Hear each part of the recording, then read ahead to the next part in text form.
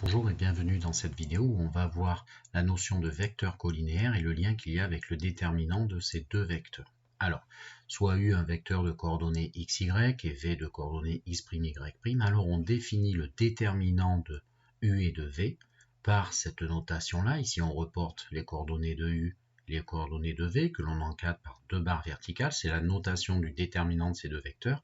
Et sa valeur numérique, c'est le résultat de ce calcul, c'est-à-dire cette diagonale-là que tu multiplies, x fois y' moins y fois x'. Attention, ne te trompe pas de diagonale. Celle-ci moins celle-là. Voilà.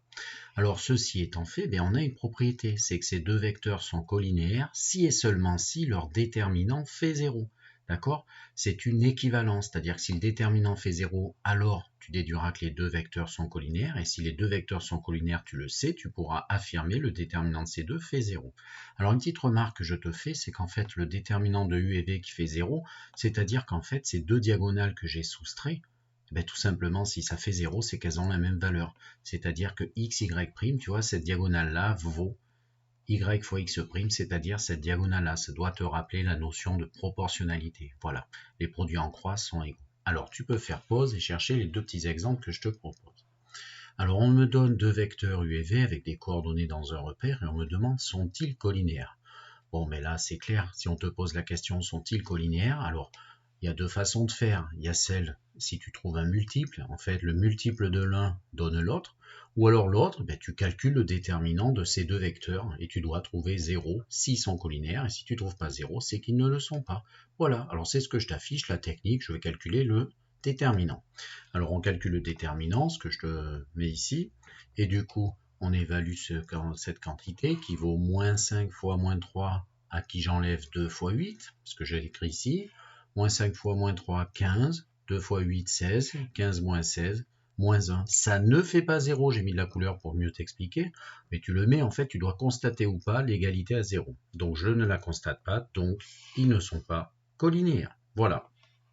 Deuxième exemple que je te propose, on donne le vecteur U de coordonnées x et 4, et V de coordonnées x-1 et 5. Et on te demande de trouver la valeur de l'inconnu x afin que ces deux vecteurs soient colinéaires. Alors, on les veut colinéaires et du coup, ça va t'imposer une contrainte si tu veux.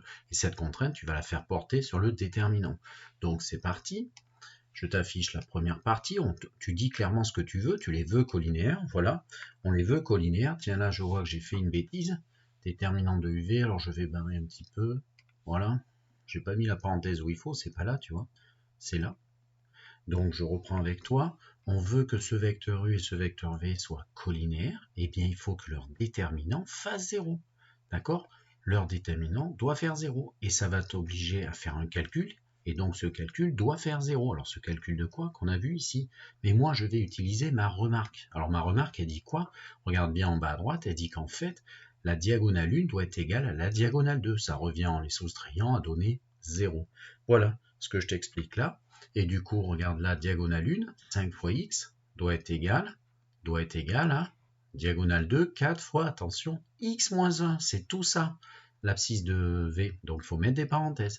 Et donc, ça va te donner une petite équation d'inconnu x que tu résous assez facilement.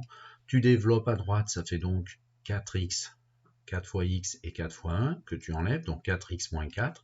Et ensuite, on peut enlever 4x de chaque côté. Si j'enlève 4x ici, ça fait donc x. 4x ici, ne me laisse que le moins 4, c'est que x fait moins 4. Voilà, au revoir.